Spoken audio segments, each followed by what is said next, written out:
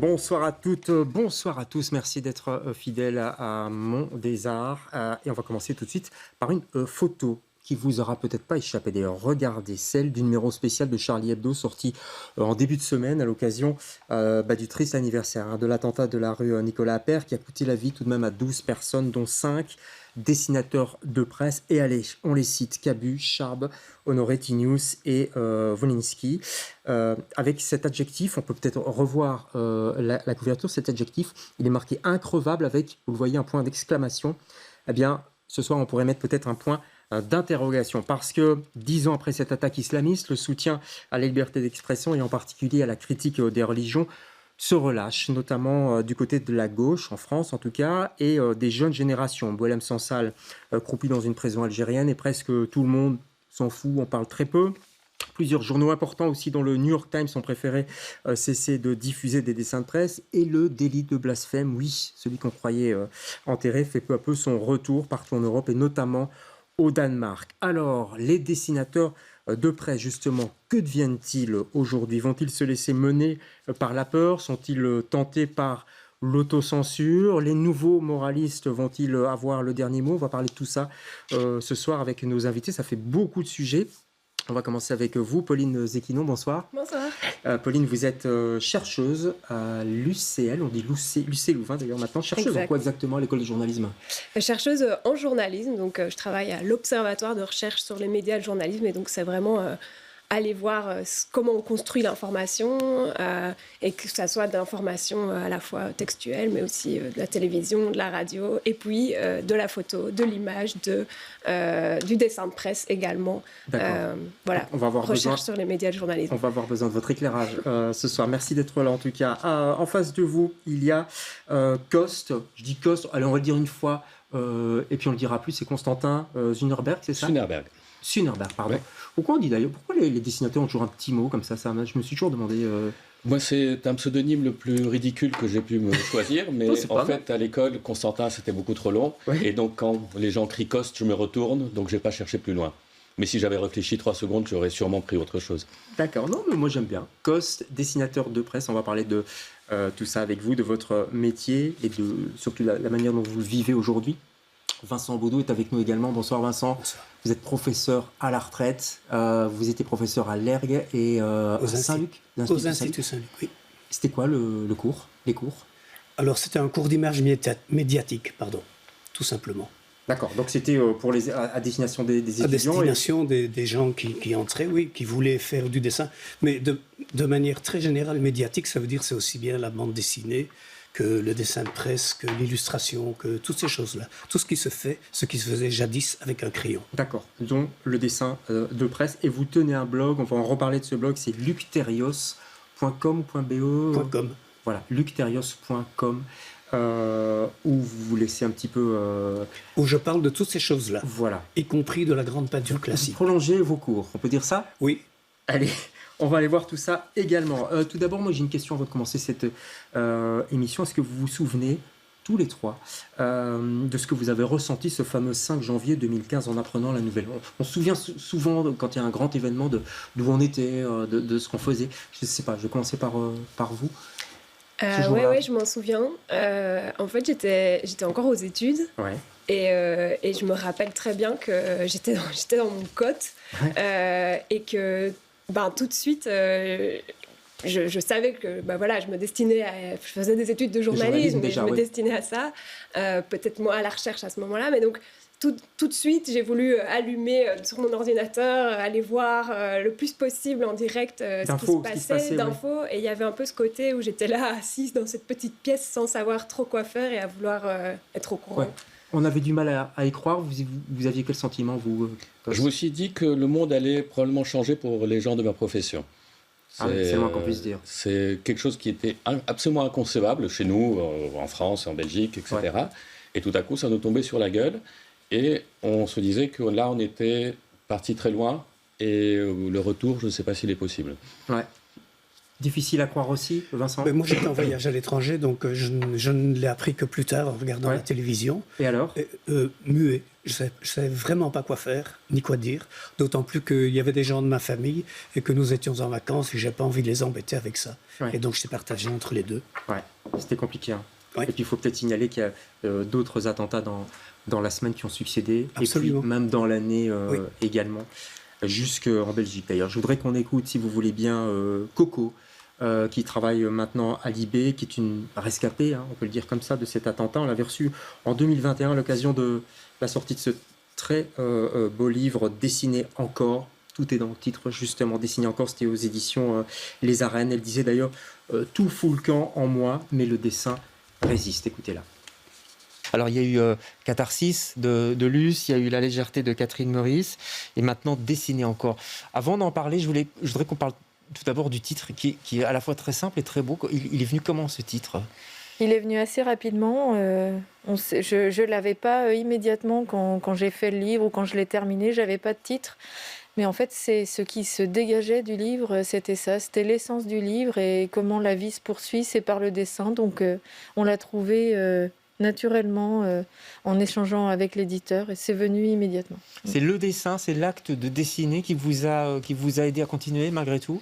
L'acte de dessiner, de reconstruire le journal, de le refaire, de le reporter, en fait, après le décès de tous, c'était vital, essentiel.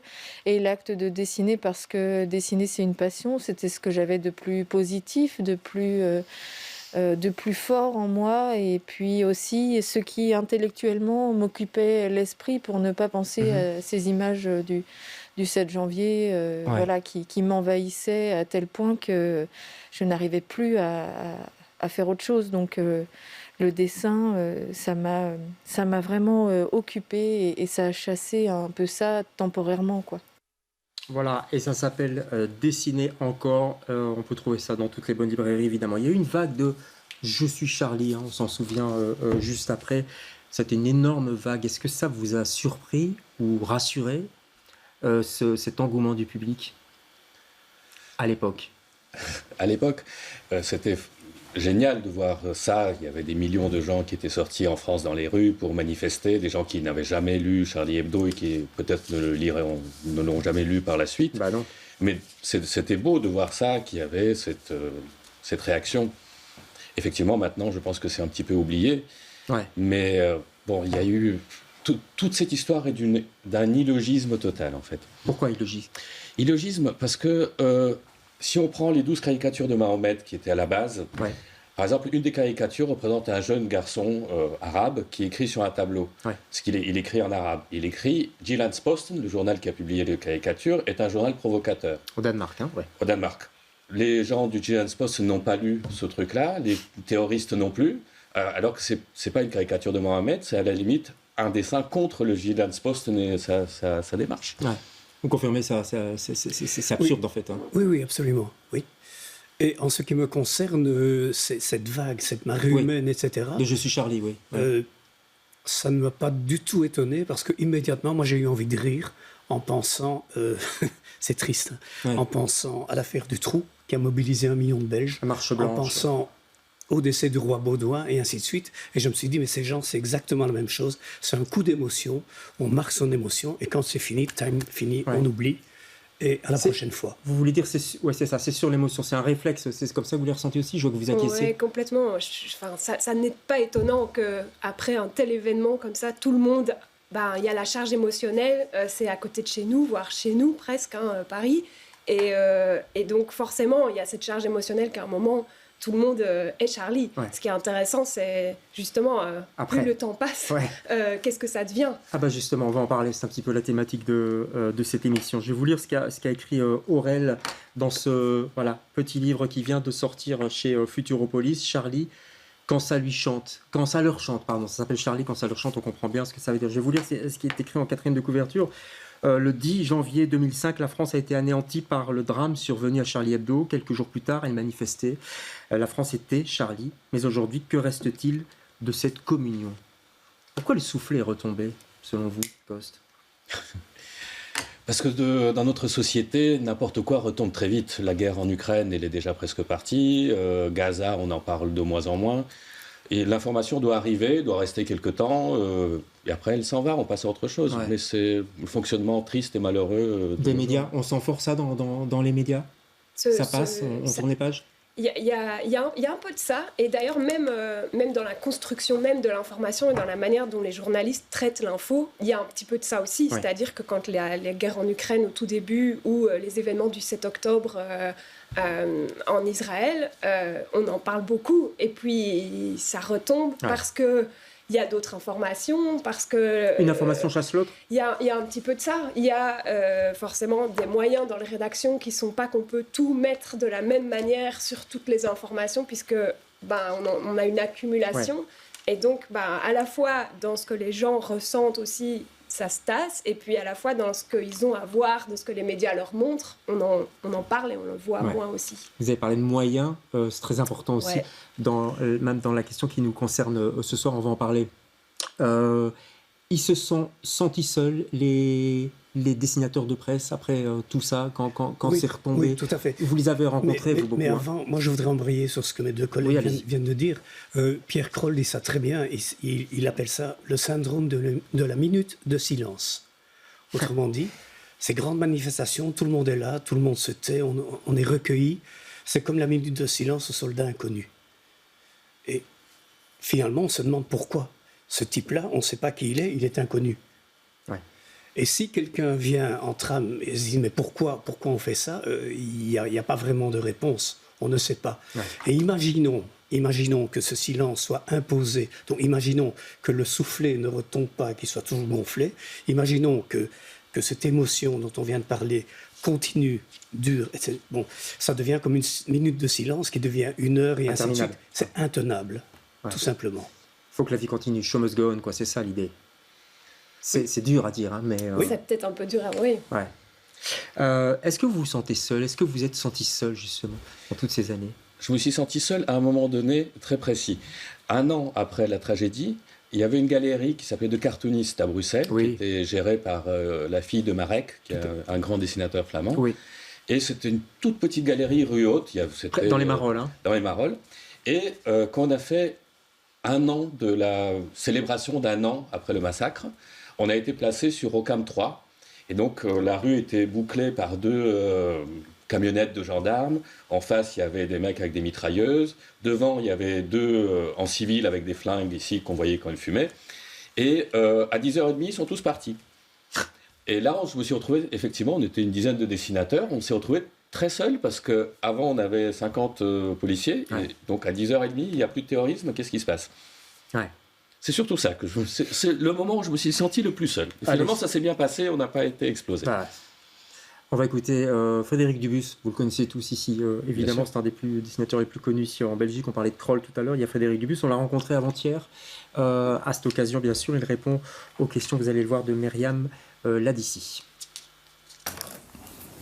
Dessiner pour se souvenir. Pour Frédéric Dubus, caricaturiste, chaque coup de crayon est un bond vers le passé, un retour douloureux à une date particulière, celle du 7 janvier 2015. Je fais un dessin sur les 10 ans de Charlie Hebdo. C'est le genre de dessin dont je me passerai, parce que c'est difficile, c'est pas un dessin pour faire rigoler, mais en même temps, il faut que je le fasse. Continuer à caricaturer, à se moquer et à dénoncer, mais surtout se souvenir. J'entends les infos, puis j'ai allumé la télé. Enfin, c'est un truc irréel, vous ne pouvez pas imaginer. Quand on dit qu'Abus s'est fait mettre une balle dans la tête, c'est incompréhensible, ça reste toujours incompréhensible. Ce jour-là, sa carrière de caricaturiste prend un autre tournant. Il comprend alors que rien ne sera plus jamais comme avant. Pendant 3 jours, j'ai fermé ma porte à clé parce qu'on m'avait dit au journal, fais attention, vous avez face à vous un caricaturiste qui ne savait pas qu'il était caricaturiste avant. Puis il s'est rendu compte qu'en fait c'était un métier dangereux. Un métier à risque, mais surtout une passion. Frédéric Dubus passe plusieurs heures dans son bureau pour dessiner. Des caricatures qu'il garde toujours précieusement. Ah, regardez, ici encore un. Chacune retrace une actualité, mais toujours avec légèreté. Depuis 10 ans, rien n'a changé dans sa manière de faire son métier et rien ne doit changer. La caricature devient un truc, mais allez, c'est un petit machin qu'on voit comme ça, 30 secondes, on rit pas, terminé, enfin c'est pas plus que ça. Si sa vision n'a pas changé, Frédéric Dubus en est bien conscient. Le monde a, lui, évolué. Oui, il y a des choses qu'on ne peut pas faire, mais il y a des choses qu'on ne pouvait pas faire quand j'ai commencé et qu'on peut faire maintenant. Donc la liberté, elle est toujours restreinte. C'est ça qui est intéressant aussi, c'est de jouer avec les contraintes. Il y a 20 ans, quand j'ai commencé, faire un dessin du roi en caleçon dans la Libre, Belgique, c'était pas imaginable. Laisser son crayon parler et rester libre plus que jamais, pour soi, mais aussi pour ceux qui ont payé cher leur liberté d'expression. Voilà, je vous ai vu écouter Frédéric Dubus attentivement. J'ai noté ceci, il dit « c'est un métier dangereux ». Est-ce que vous considérez que c'est un métier dangereux, un métier à risque ? Il y a un an, il y a eu une expo Cartooning for Peace à Liège où j'attendais qu'un taxi vienne me chercher pour aller à la Cité Miroir. Quand j'ai vu débarquer un mec avec 5 gardes du corps, c'était plantu. Ouais. Effectivement, à ce moment-là, on se dit que parfois, oui, ça doit être un peu à risque, oui. Ouais. Vous travaillez vous faites plus de dessins de presse, je crois, pour l'instant. Hein ? Pour l'instant, je fais des petits dessins de presse, mais j'ai pas vraiment un journal attitré. J'ai travaillé pendant 4 ans pour le Journal du Dimanche à Paris, oui, qui a été racheté par Bolloré et avec des suites relativement néfastes pour la liberté de la presse ou pour la pensée en général. Ça, c'est clair. On va en parler aussi, on va parler de Trump tout à l'heure. Est-ce que vous n'avez jamais eu envie de laisser tomber quand il y a eu toutes ces tensions ? Mais par rapport à beaucoup de mes collègues, je suis très multitâche. Je me considère comme dessinateur, pas comme dessinateur de presse. Donc je fais énormément d'autres choses. Je fais du cartoon, c'est des dessins sans parole qui est poétique ou philosophique. Je fais des livres, je fais beaucoup d'autres choses. J'aime bien justement varier. Voilà, il faut peut-être varier quand on est dessinateur dans la presse, parce qu'on va le voir tout à l'heure, mais il y a de moins en moins de boulot quelque part aussi pour les dessinateurs de presse en Belgique. Ouais. Ah oui, pas qu'en Belgique, je pense de manière générale. Globalement, on va en parler. Globalement, il y a moins de dessins de presse. Donc ils ont intérêt à faire aussi de la bande dessinée ou autre chose. Ça, c'est à eux de trouver ce qu'ils ont envie de faire. Je rappelle votre blog, Luc Thérios. Vous avez demandé, Vincent, aux dessinateurs de presse de vous envoyer des dessins ici à l'occasion de cet anniversaire. Hein. Oui. Très bonne idée, je trouve, avec un petit commentaire. On va voir d'abord le vôtre, Coste. Voilà, c'est un crayon, un gros crayon. Vous l'avez écrit un petit peu sur le vif, hein, entre autres pour le soir. Qu'est-ce qu'il voulait dire, c'est un dessin qui a voyagé partout. Ouais. Alors j'ai horreur d'expliquer mes dessins, mais c'est... Je sais, les dessinateurs détestent ça. Vraiment, la seule chose qu'on peut dire, c'est que ça a été fait sur le vif. Sur le vif, juste après qu'on a eu une information plus ou moins confirmée de ce qui s'est passé, et que j'ai tout de suite envoyé un peu partout. Je ne travaillais plus pour le soir à ce moment-là. Et ça a été publié dans une quinzaine de journaux dans le monde, les États-Unis, partout, sur les réseaux sociaux, etc. Il est très beau, il y a une forme de poésie malgré tout dans ce dessin. Et puis il y a un deuxième, c'est un gâteau d'anniversaire, c'était à l'occasion du premier anniversaire, c'était 1 an après cet attentat. Voilà, c'était pour le Vif Express qui m'avait demandé de faire un dessin pour 1 an. Ouais. À l'origine, sur le gâteau, c'était écrit 1 an, mais comme après j'ai repris ce dessin qui reste assez d'actualité des années après, donc j'ai effacé 1 an et je continue à réutiliser le dessin à l'occasion. Pour rajouter 2 ans, 3 ans. Ça, j'ai pas été jusque-là. 10 ans. Il y a d'autres dessinateurs qui ont répondu, bien sûr, à votre demande, comme celui de Vado, on va peut-être le voir au passage, qui est pas mal du tout, d'ailleurs. C'est Vado qu'on salue. Ou encore Johan Demort, qu'on salue également. Ils vous ont répondu facilement, tous ces dessinateurs Sans aucun problème. Ouais. Ça veut dire qu'ils ont envie de s'exprimer, il y a quelque chose... Et puis bon, ce sont quand même des gens... On se connaît depuis... avant l'an 2000, donc nous sommes des vieux copains, on se voit même en dehors du métier. Donc je crois que je peux leur demander à peu près n'importe quoi, et réciproquement. Très souvent, ils me demandent un coup de main pour ceci ou ça, je le fais, et aucun problème. On va revoir peut-être celui de Vado et même de Johan Demort. Voilà, ça c'est Vado. Est-ce qu'il y a de la concurrence entre les dessinateurs de presse en Belgique ? Est-ce que ça se tire un petit peu dans les pattes ? Parce qu'il y a peu de place pour beaucoup de dessinateurs. Il n'y a pas de concurrence dans la mesure où chacun pense qu'il est le meilleur, et que donc les autres... C'est vrai ça? Non, ne devraient bien pas entendu, exister. mais... Bien entendu, dit-il. mais en même temps, il y a une concurrence qui est une concurrence économique, on vient de l'évoquer. C'est que le nombre de places se restreint. Voilà. Le nombre de dessinateurs qui, ici, en Belgique, ont perdu leur job ces 10-15 dernières années, il y a quand même un paquet. Hein. Ouais. Alors, on va quitter 2 secondes la Belgique avec l'exemple du New York Times, où il n'y a plus de dessin de presse. Ils ont décidé de c'est quoi? C'est pour éviter les ennuis Oui, en 2019. Alors après, moi, je ne connais pas la raison pour laquelle, effectivement... moi, je la connais parce que c'est un dessin d'un ami à moi qui a provoqué toute cette histoire. Il y a eu d'abord une polémique, etc., avec ce dessin. C'était Chapat. Donc Chapat a été viré avec un autre dessinateur, mais c'est un dessin qui venait d'une banque d'images. Donc Antonio Antunes, qui est un dessinateur portugais, ne savait même pas que son dessin était dans le New York Times. Ouais. Et on l'a interprété comme un dessin antisémite, alors qu'il ne l'est pas du tout. Ouais. Et c'est le problème, c'est l'interprétation. C'est ça, le regard, l'interprétation. Mais est-ce qu'il y a une frilosité, est-ce que vous sentez une frilosité des médias par rapport à la liberté dingue que nous proposent tous ces dessinateurs? En fait, je pense qu'il faut d'abord remettre un petit peu les choses dans leur contexte. Quand on dit, et c'est vrai, il y a moins de dessinateurs et il y a moins de dessins de presse. Je ne parle pas ici de l'exemple du New York Times. Non, en général. En général, moins de dessins de presse, moins de dessinateurs dans la presse. Est-ce que c'est lié à une crise de la liberté d'expression? Outre ça, pas que, d'office, évidemment que non, et qu'en fait, il y a un contexte global de la presse traditionnelle économique. Dans laquelle on met, ou pas que économique, mais notamment dans laquelle le dessin de presse historiquement est publié, qui se porte mal, cette presse-là. C'est cette presse-là, oui, c'est ça que vous voulez dire. C'est cette presse-là qui se porte mal, et il y a moins de dessinateurs de presse, mais il y a aussi moins, par exemple, de photographes. Tout à fait. Je veux dire, c'est le... De lecteurs aussi. Il y a moins de lecteurs, c'est vrai. Il y a un contexte technologique. Avec des réseaux sociaux, mais pas que. L'intelligence artificielle. Web. Alors ça, c'est assez neuf, mais ça fait quand même facilement 30 ans que la presse est en difficulté. Oui. Mais je dirais que les pressions économiques sont là également. Je voudrais qu'on regarde un dessin, c'est celui de la dessinatrice Anne Tenas du Washington Post. Elle a démissionné il y a plus ou moins 3 jours. Voilà le dessin. Après que sa rédaction ait refusé ce dessin, elle critique Jeff Bezos, le créateur d'Amazon. Alors elle a écrit dans un tweet, le dessin qui a été étouffé critique les patrons et milliardaires de la tech et des médias qui font tout pour s'attirer les faveurs du président élu. Alors on se dit que avec l'arrivée de Trump, ça ne va pas s'arranger tout ça. Et c'est évidemment terrible de se dire, voilà, un journal comme le Washington Post, ce n'est pas le premier signal qui était envoyé, ils ont arrêté de prendre position alors qu'ils l'ont toujours fait jusqu'ici.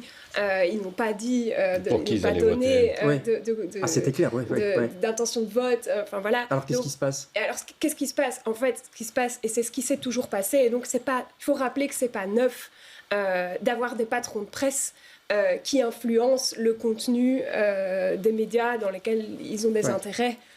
Donc c'est quelque chose, ça revient ici, on en a un bon exemple, mais il y a toujours eu, depuis l'histoire de la naissance de la presse, des patrons qui influencent le contenu. Ça se calme un peu en Belgique? À l'époque, la Libre Belgique, tout ça était quand même filtré? Non, pas du tout. Il y a un mouvement de concentration de la presse qui se fait, qui continue, et il y a encore des gens qui vont se faire virer. Mais il y a une chose dont on n'a pas encore parlé ici, dans toute la petite liste là, que tu viens de faire, c'est la menace de désabonnement. Un journal vit grâce à ses lecteurs ou à la publicité, etc. Si 10% des lecteurs disent « je renonce à mon abonnement parce que ce journal ne me convient plus », ça fait des recettes en moins. Et donc, il y a toujours le prétexte de l'économie pour faire des économies, pour survivre tout simplement. On doit virer des gens. Donc des dessinateurs. Ouais. Et puis il y a d'autres choses qui peuvent nous inquiéter. J'accélère parce qu'on arrive tout doucement à la fin de l'émission, malheureusement. Il y a tant de choses à dire. Il y a le délit de blasphème aussi qui tend à revenir, même en Europe. On a vu récemment au Danemark, où il y a une loi qui va peut-être arriver où il est interdit de brûler le Coran, etc. Enfin, c'est quand même terrible. C'est au Danemark, c'est juste tout près de chez nous. Est-ce que le monde politique vous soutient suffisamment, vous croyez ? Je pense que le monde politique soutient surtout les dessinateurs qui sont dans les journaux principaux et qui dessinent leurs trombines. Qui sont dans les rails. Généralement, le monde politique s'en fout des dessinateurs qui sont dans des petits journaux à gauche et à droite. Donc, tu fais mon image, je te soutiens. Sinon, le monde politique, je pense, s'en fiche complètement. Le dessin fait plus peur que le texte. Ça, c'est la constante. Pourquoi? Parce qu'il est plus direct? Parce qu'on le voit. Le texte, on l'oublie, on ne le lit pas. Le dessin, on s'en souvient. C'est vrai. La force de l'image, ça c'était votre cours. Hein. Oui, très rapidement. Oui. Et d'ailleurs, ce qui est absolument étonnant, c'est de voir comment une idéologie extrémiste, pour ne pas dire musulmane, mais c'est valable pour n'importe quelle idéologie extrémiste, a peur d'un petit dessin. Alors moi, ça me pose une grosse question. Comment est-ce que la foi en un Dieu, en une chose qui est extraordinaire, puissante, forte, etc., peut avoir la trouille devant un petit croquis? C'est un truc que je ne comprends pas. Et ça explique justement parce que le dessin est une force émotionnelle et visuelle colossale. Voilà, on va conclure là-dessus. La force du dessin, on l'a compris que ça dérangeait aussi souvent pas mal de gens. Ça secoue, mais en même temps, c'est aussi un formidable vecteur de liberté d'expression. Merci à tous les trois d'avoir participé à cette émission. Merci. Que j'aurais aimé ne pas faire. Pas pour vous évidemment, mais pour les circonstances qu'elle évoque. Nous on se retrouve jeudi prochain pour un autre Monde des Arts. Bonsoir.